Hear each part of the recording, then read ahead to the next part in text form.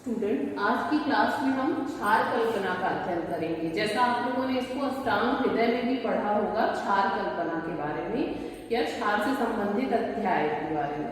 तो क्षार कल्पना का अगर हम देखें कि मॉडर्न फॉर्म क्या हो सकता है या इसे हम और क्या कह सकते हैं, तो प्रिपरेशन ऑफ प्लांट कॉटराइजेशन, यानी कुछ ऐसे प्लांट पाए जाते हैं जिनका जो एक्टिव प्रिंसिपल होता है, उनका जो कार्बनिक अंश होता है वो क्षार में पाया जाता है। तो ऐसे जो प्लांट होते हैं जिनका एक्टिव प्रिंसिपल उनके क्षार में पाया जाता है, उनकी हम क्षार कल्पना कहते हैं।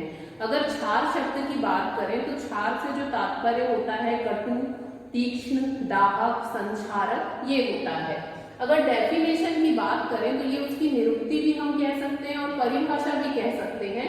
क्षरति इति क्षारा, जिसमें भी क्षरण की क्षमता होती है। ठीक है, क्षरति मीन्स क्षरण करना, यानी कि किसी भी चीज को धीरे धीरे काट करके अलग करना। तो क्षरति इति क्षारा शब्द कल्पद्रु में बताया गया है कि जिसमें क्षरण की क्षमता पाई जाती है उसे क्षार कहा जाता है। अगर सुश्रुत संहिता देखते हैं तो सुश्रुत संहिता में तत्र क्षरणाद, क्षरणाद व क्षारा, जिसमें क्षरण और क्षणन यानी जो कि धीरे धीरे काट करके अलग करता है और किसी की भी मात्रा को क्षीण करता है, ऐसी क्षमता जिसमें पाई जाती है उसे हम क्षार कहते हैं। सुश्रुत ने क्षार को अणुशस्त्र भी कहा है। ठीक है, जब हमारे पास शस्त्र नहीं उपलब्ध होते हैं तो उनके स्थान पर हम जो उपयोग करते हैं उसे अणुशस्त्र कहते हैं। तो क्षार को सुश्रुत ने अणुशस्त्र के रूप में वर्णित किया गया है कि जिसमें भी क्षरण की, किसी चीज को काट करके अलग करने की क्षमता होती है। तो ये वो अणुशस्त्र है जिसमें छेदन और भेदन दोनों क्षमता पाई जाती है। छेदन मीन्स किसी भी चीज को काट करके अलग करना, चाहे वो बांस हो या धातु का कोई भी अंश अगर बढ़ गया हो, और भेदन मीन्स किसी भी स्थान पर प्रविष्ट हो जाने की क्षमता। अगर हम क्षार की विशेषता देखें कि क्षार में ऐसा क्या है कि हम क्षार कल्पना का निर्माण करते हैं, तो क्षार जो होता है इसका उपयोग हम स्त्रियों में, सुकुमार लोगों में, जो दुर्बल व्यक्ति होते हैं उनमें हम क्षार का उपयोग आसानी से कर सकते हैं। इसके अलावा जब हम क्षार का उपयोग करते हैं तो इससे अधिक मात्रा में रक्त का स्त्राव नहीं होता। जैसे कि अगर हम शस्त्र कर्म कर रहे हैं, किसी की सर्जरी कर रहे हैं, तो उस केस में ब्लड लॉस ज्यादा होता है। लेकिन जब हम क्षार कर्म करते हैं तो उस केस में रक्त का स्त्राव बहुत कम होता है। इसके अलावा जब हम क्षार का यूज करते हैं तो क्षार का यूज करने से उस जगह पे इन्फेक्शन होने के चांसेस बहुत कम हो जाते हैं। इसके अलावा जहां पर शस्त्र और जो सर्जरी है वो काम नहीं करती है, उस जगह पर हम क्षार का उपयोग अगर करते हैं तो हमको बहुत लाभ मिलता है।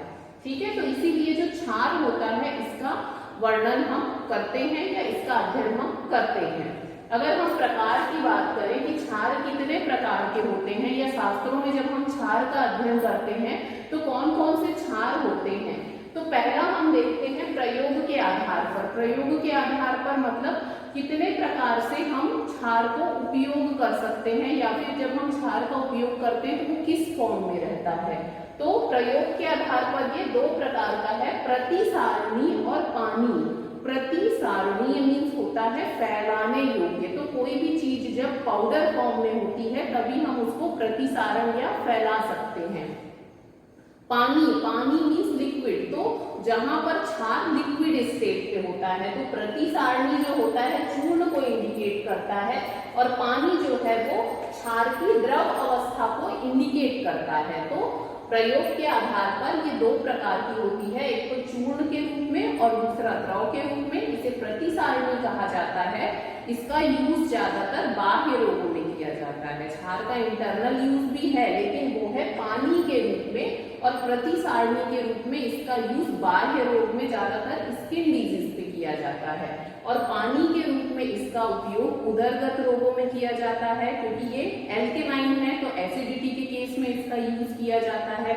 इसके अलावा जब यूटीआई से रिलेटेड कोई प्रॉब्लम होता है, जब यूरिन में आपकी एसिडिटी बढ़ जाती है, उस केस में भी हम एल्केलाइजर यूज करते हैं, तो क्षार कल्पना हम वहां पर यूज कर सकते हैं। ये जो प्रतिसारणी है, चूर्ण फॉर्म होता है, ये फिर से निर्माण के आधार पर तीन प्रकार का होता है। जब हम क्षार कल्पना का निर्माण करते हैं तो अलग अलग हम प्रोसेसिंग अगर वर्ग करते हैं तो उस आधार पर 3 प्रकार के क्षार बनते हैं, मृदु, मध्य और तीव्र। मृदु, मध्य और तीव्र। जो मृदु क्षार होता है उसकी जो तीक्ष्णता होती है वो कम होती है। अगर हम उसमें और ऐसे मटेरियल डाल दें जिसमें क्षार अधिक है तो मध्यम, और अगर उसमें बहुत ज्यादा क्षारीय तत्व ऐड है तो उसे तीव्र क्षार कहा जाता है। नेक्स्ट है वर्ग के अकॉर्डिंग। आप लोगों ने जब परिभाषा प्रकरण पढ़ा था तो परिभाषा प्रकरण में रसशास्त्र में हम पढ़ते हैं कि क्षार के अलग अलग वर्ग होते हैं। तो वर्ग के अकॉर्डिंग अगर हम देखें तो क्षारद्वय, क्षारत्रय, क्षार पंचक, क्षार अष्टक। क्षारद्वय में यव क्षार और सज्जी क्षार आता है। जब हम क्षारत्रय की बात करते हैं तो यव क्षार, सज्जी क्षार और टंकण आता है। क्षार पंचक की बात करते हैं तो यव क्षार, सज्जी क्षार रहता ही है, साथ में वनस्पतिक क्षार, मुस्क क्षार, तिल क्षार और पलाश क्षार ऐड हो जाता है। क्षार अष्टक पूछा जाता है आपसे तो क्षार अष्टक में आता है आपका पलाश, अपामार, तिल, सुधा, यव क्षार और चिंचा क्षार, अपामार्ग क्षार। तो ऐसे क्षार अष्टक में आते हैं। इसके बाद आती है क्षार की निर्माण विधि कि अगर हमको क्षार का निर्माण करना है तो हम क्षार का निर्माण कैसे करेंगे।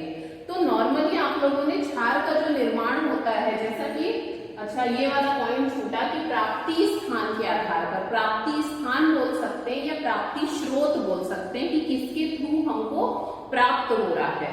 तो प्राप्ति स्रोत के आधार पर भी क्षार 3 प्रकार का होता है, वानस्पतिक, जांघम और खनिज। जब हम प्लांट से वनस्पति के थ्रू अगर हम क्षार बनाते हैं तो उसको बोलते हैं वानस्पतिक क्षार, जो कि हम प्रोसीजर जो पढ़ेंगे, जो क्षार निर्माण विधि हम पढ़ेंगे वो क्या है, वानस्पतिक क्षार निर्माण विधि। इसके अलावा जांघम जब हमको जंतुओं से प्राप्त होते हैं, तो जैसे आप शंख, शुक्ति, कपर्द, इनकी जो भस्म होती है, इनसे जो क्षार बनता है वो जांघम कैटेगरी में आता है। खनिज जो टंकण है, सज्जी क्षार है, वो खनिज क्षार की कैटेगरी में आता है। अब आते हैं क्षार निर्माण विधि। तो जो क्षार निर्माण विधि है तो मुख्य रूप से हम देखते हैं वानस्पतिक क्षार की। तो जिस भी ड्रग की हमको क्षार बनानी होती है उसका हम पंचांग लेते हैं, ठीक है, उसका हम पंचांग लेते हैं। पंचांग लेने के बाद, और पंचांग में भी आपको क्या लिखना है, शुष्क पंचांग। वो अच्छी तरह से सूखा होना चाहिए क्योंकि हमको उसको जलाना है। जितना अच्छे से सूखा रहेगा उतनी आसानी से जल के वो पूरी तरह से राख में परिवर्तित हो जाएगा।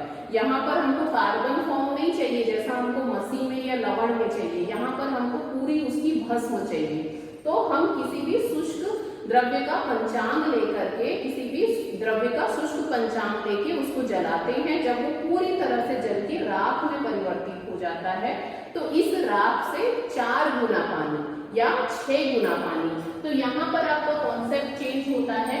जब हम 4 गुना जल की बात करते हैं तो इसका वर्णन सारंगधर ने, योग रत्नाकर ने और रस तरंगिणी ने किया है। 3 आचार्यों के अनुसार जब हम राख में पानी डालते हैं तो 4 गुना डालते हैं, और कई आचार्यों का मानना है कि हम 6 गुना जल डालते हैं। तो ये कहना है आपका यादव जी विक्रम जी का, यानी द्रव्यगुण विज्ञान की बुक का और सुश्रुत संहिता का, ठीक है। तो आप ये क्वांटिटी याद कर सकते हैं कि किस आचार्य ने कितनी मात्रा बताई है, तो इसके अकॉर्डिंग हम अपना प्रोसीजर लिख सकते हैं। तो किसी भी द्रव्य के शुष्क पंचांग को लेके जलाते हैं, जब वो राख बन जाता है तो उसमें 4 गुना या 6 गुना जल डाल करके हम उसको रात भर रखते हैं। रात भर रखने के बाद दूसरे दिन नॉर्मली होता क्या, जब हम किसी चीज को किसी में भिंगा के रखते हैं, जो उसका अपशिष्ट भाग है, जो व्यर्थ भाग है, वो नीचे जा करके बैठ जाएगा और ऊपर का जो पोर्शन है वो जो है वो कहलाता है क्षारोदक, यानी क्षार युक्त जल। उसको क्या कहेंगे हम, क्षारोदक, ठीक। तो क्षारोदक जैसा कि हमने हड़ताल के शोधन में क्या पढ़ा, तिल क्षारोदक का यूज किया जाता है। तो उस केस में तिल को जलाने के बाद जब उसको पानी में घोलते हैं तो जो पानी मिलता है उसको तिल क्षारोदक बोलते हैं। तो मैंने आपको कहा था क्षारोदक हम नेक्स्ट क्लास पे देखेंगे। तो यहाँ पर हमने क्या क्या प्रोसीजिंग की, जलाने के बाद हमने उसमें पानी डाल के घोला, दूसरे दिन उसे हम छानते हैं। तो कई आचार्यों का मत है कि 3 से 4 बार छानने से जो अपशिष्ट या अपद्रव्य है वो अलग हो जाता है। और अगर हम यादव जी विक्रम जी की बात देखें तो उन्हें इसे 21 बार छानने का वर्णन किया है। तो हमें इसे 21 बार छानना चाहिए। छानने के बाद हमको जो जल मिलेगा उसे हम क्षारोदक कहते हैं। इस क्षारोदक को हम चूल्हे या अग्नि में चढ़ा करके पाक करते हैं। पाक करते करते जब इसका पूरा जलीय अंश उड़ जाता है, पूरा जलीय अंश इसलिए नहीं बोल सकते कि जब ये थोड़ा सा गाढ़ा रह जाता है, इसमें गाद जैसा रह जाता है, तब इसको अग्नि से उतार करके हम धूप में सुखा देते हैं। सूखने के बाद इसको एक एयर टाइट कंटेनर में हम रख लेते हैं। तो ये है हमारी क्षार कल्पना। ठीक, तो इस प्रकार से क्षार का निर्माण करते हैं। क्षार निर्माण के हमें कुछ सावधानी रखनी चाहिए। तो जैसा आपने प्रोसीजर में देखा कि जो भी ड्रग लेना है वो बहुत शुष्क होना चाहिए। जब हम इसमें जलाएं तो इसमें कार्बन वाला पार्ट नहीं रहना चाहिए, पूरी तरह से राख बनना चाहिए। तीसरा, पानी में इसको अच्छे से घोल के अच्छे से निखारना चाहिए। ऐसा नहीं कि आपका कोई अपद्रव्य वाला पोर्शन आपके क्षारोदक में आ जाए। इसको जब भी गर्म करें मंदाग्नि में गर्म करें। ठीक, और ऐसे बर्तन में गर्म करें जिसके साथ ये रिएक्ट ना करता हो। ज्यादातर जो क्षार होते हैं वो बर्तन को रिएक्ट करके उसके रंग को बदल देते हैं या उसमें छेद कर देते हैं। तो ऐसे बर्तन में बनाएं जो उसके साथ रिएक्ट ना करता हो। इसके अलावा इसको धूप में सुखाने के बाद एयर टाइट कंटेनर में रखें। अगर ये थोड़ा भी इसको मॉइस्चर या हवा मिलता है तो ये घुल करके खराब हो जाता है। ठीक है, तो ये कुछ सावधानी है जिसका हमको ध्यान रखना चाहिए। अब आता है एक इम्पोर्टेंट पॉइंट कि क्षार में कौन कौन से गुण पाए जाते हैं। क्षार को हमने बना लिया और क्षार का यूज हम कहाँ करेंगे। तो नैवति तीक्ष्णो नामृदु शुक्ल श्लक्ष्ण पिक्षिला अविष्यन्दी शिव शीघ्रो क्षारो अष्ट गुणा स्मृता। क्षार के जो 8 गुण हैं जो बहुत इंपॉर्टेंट हैं उसका वर्णन सुश्रुत ने अपने सूत्र स्थान में किया है।